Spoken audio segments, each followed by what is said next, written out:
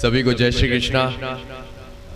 और सबसे पहले मैं धन्यवाद कहना चाहूँगा आप सभी लोगों का जिन्होंने हमें सुनना ज़रूरी समझा और यहाँ पर आप लोग एकत्रित हुए। सचिन भाई का बहुत बहुत धन्यवाद किया, आपने इस कार्यक्रम का आयोजन किया। बाकी हमारे कलाकार साथियों के लिए शब्द नहीं है मेरे पास बोलने के लिए कुछ, क्योंकि आपने इतना कुछ बोल दिया है जो हमें भी अब ऐसा लगता है कि बहुत बड़ी जिम्मेदारी आप अपने गीत के माध्यम से हमें देकर भेज रहे हैं और हम भरोसा दिलाते हैं कि इन जिम्मेदारियों को हम बखूबी निभा कर दिखाएंगे।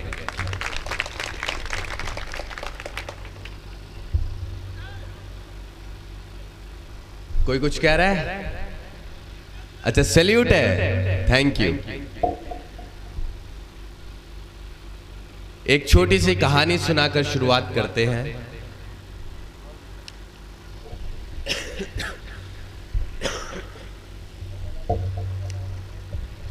एक बार जंगल में भीषण आग लग जाती है। उस आग को बुझाने का प्रयास एक मामूली सी चिड़िया कर रही होती है। तुम नीचे बैठ जाओ, उन लोगों को डिस्टर्बेंस हो रहा है। अब दिख रहा है? एक एक आदमी का देखना ज्यादा जरूरी है। एक बार जंगल में भीषण आग लग जाती है और उस आग को बुझाने का प्रयास एक मामूली सी चिड़िया कर रही होती है। वो चिड़िया दूर तालाब की तरफ जाती है, एक बूंद पानी अपनी चोंच में भरती है और दूर जहां वो आग लगी होती है जंगल में, वहां एक एक बूंद पानी डालने का काम कर रही होती है। सुबह से लेकर शाम हो गई, चिड़िया यही काम करती रही।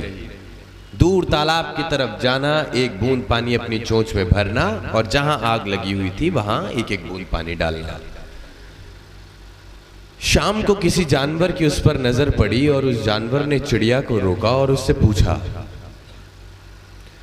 कि तुम जो इतनी मेहनत कर रही हो, तुम जो इतने अथक प्रयास कर रही हो, एक एक बूंद पानी अपनी चोंच में भरती हो और उस आग के ऊपर डालने का काम करती हो, तुम जैसी मामूली चिड़िया के एक एक बूंद पानी डालने से क्या ये जंगल की भीषण आग बुझ जाएगी? तो चिड़िया ने कितना खूबसूरत जवाब दिया। उस जवाब को आप लोग सुनना और समझना कि आज हम जैसे समाज के सिपाही भी क्या काम कर रहे हैं। आज हम भी शायद उसी चिड़िया की तरह काम कर रहे हैं, जो आज मामूली तो है लेकिन अथक प्रयास कर रहे हैं। तो चिड़िया ने क्या जवाब दिया कि जब भविष्य में इस बात पर चर्चा होगी कि जंगल में भीषण आग लगी थी, तो मुझ जैसी मामूली चिड़िया का नाम उस जलती आग को देखकर तमाशा देखने वालों में नहीं बल्कि आग बुझाने वालों की गिनती में आएगा। आज वही काम हमें और आपको मिलकर करना है। तो इसी को लेकर एक शायरी भी है। आजकल होता क्या है, अगर अपनों के घर जल रहे हैं तो हम उन जलते घरों को देखकर तमाशा मना रहे होते हैं, हंसी उड़ा रहे होते हैं, मजाक बना रहे होते हैं, एक दूसरे का साथ नहीं दे रहे होते हैं। तो ऐसे जलते घरों को देखकर जो तमाशा बना रहे हैं उनके लिए दो शब्द कहना चाहूंगा एक शायरी के माध्यम से। बहुत गंभीर शब्द है तो बहुत ध्यान से सुनना और इनको सुनने के बाद समझने का भी प्रयास करना।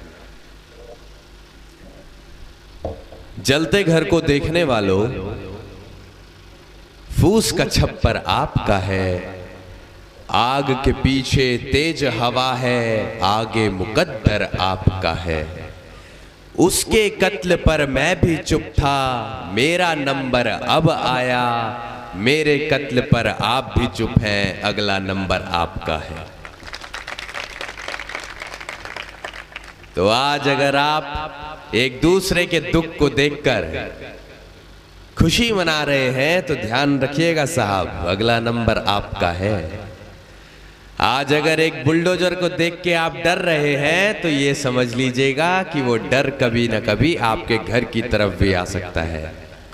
लेकिन हम जैसे समाज के सच्चे सिपाही आपके घर के बाहर भी खड़े मिलेंगे, बुलडोजर रोक पाए या ना रोक पाए, इतना जरूर भरोसा दिलाते हैं कि उसके पुर्जे जरूर खोल देंगे। बस शर्त है कि आपको हमारे साथ मिलकर चलना होगा, क्योंकि लोकतंत्र में संख्या बल को तवज्जो दिया जाता है, लोकतंत्र में गर्दनें गिनी जाती हैं, लोकतंत्र में संख्या बल देखा जाता है। और हम आपको भरोसा दिलाकर जाते हैं कि आप अपनी गर्दनें गिनवाने का काम करें। गर्दन कटवाने की जब बारी आएगी तो समाज का छोटा सा और सच्चा सिपाही आपको सबसे आगे की पंक्ति में खड़ा मिलेगा गर्दन कटवाने के लिए। ये हम आपको भरोसा दिलाकर जाते हैं, और भरोसा भी इस आधार पर दिला के जाते हैं क्योंकि हमारी नस्ल है लड़ने वालों की। हम जुमलेबाजी नहीं करते हैं, हम जो कहते हैं वो करके दिखाते हैं, और जो कह के जा रहे हैं वो करके दिखाएंगे। अगर हम भरोसा दिलाते हैं तो हम ये वादा करते हैं कि उस भरोसे को कभी टूटने नहीं देंगे। क्योंकि मेरे फादर साहब आर्मी में थे, और वो बचपन से हमें एक ही बात बताते आए हैं कि बेटा, बंदूक से निकली गोली, शरीर से निकली आत्मा, जुबान से निकली बात, एक बार अगर निकल गई तो वापस नहीं आती। तो बोलना वही जो कर पाए, और गगन कह के जा रहा है, जो बोल रहा है वही करके दिखाएगा। अगर हमने कहा है कि आपकी गर्दन कटने नहीं देंगे तो लिख लीजिए इस बात को, अपनी कटवा लेंगे लेकिन आपकी झुकने भी नहीं देंगे। और जहां जहां साहब आपने कहा था कि गगन यादव का जहां पसीना गिरेगा वहां हमें खून देना है। गगन भरोसा दिलाकर जाता है, जहां जहां मेरे साथ संघर्ष कर रहे मेरे साथियों का पसीना गिरेगा वहां खून का एक एक कतरा गगन यादव ने उछावर कर देगा।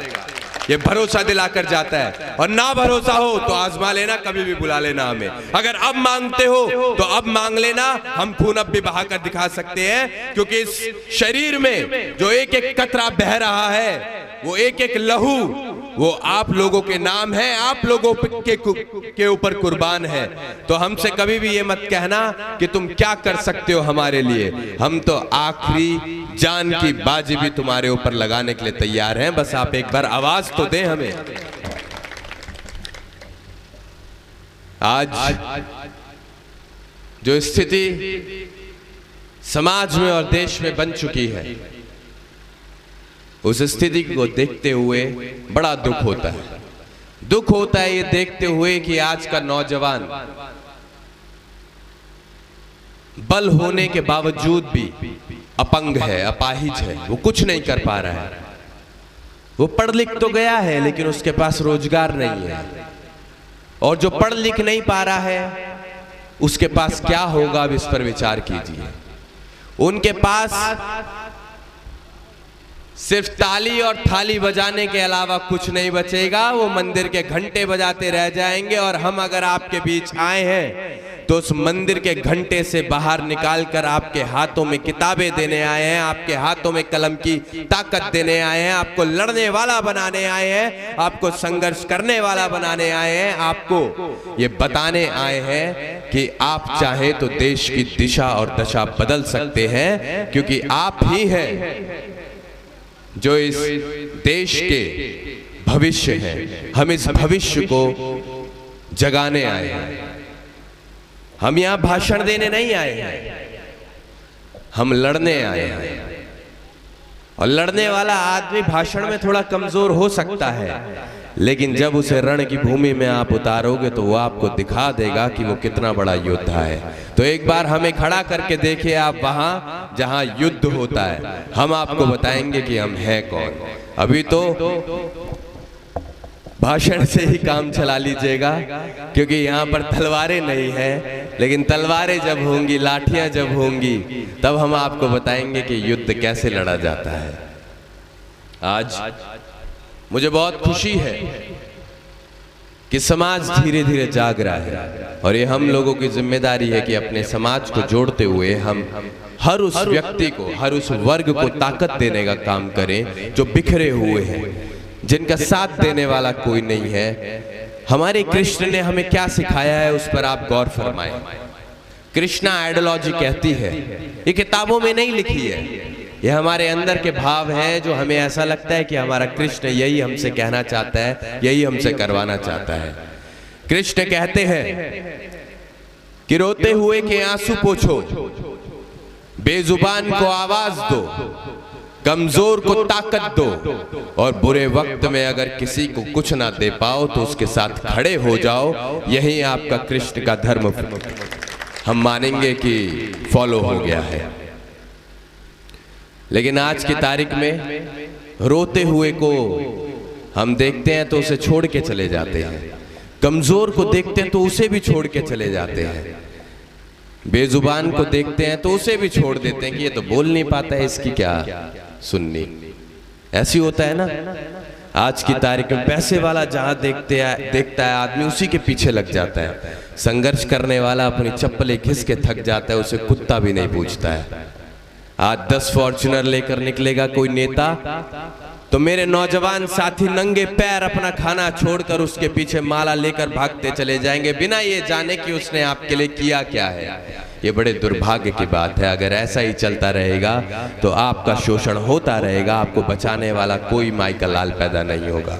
अगर आपको अपनी स्थिति को बदलना है तो आपको समझना पड़ेगा कि आपको सड़क से लेकर सदन तक किसे भेजना है। आपको समझना पड़ेगा कि सड़क से लेकर सदन तक का रास्ता उसी को दिखाना पड़ेगा जिसने सड़कों पर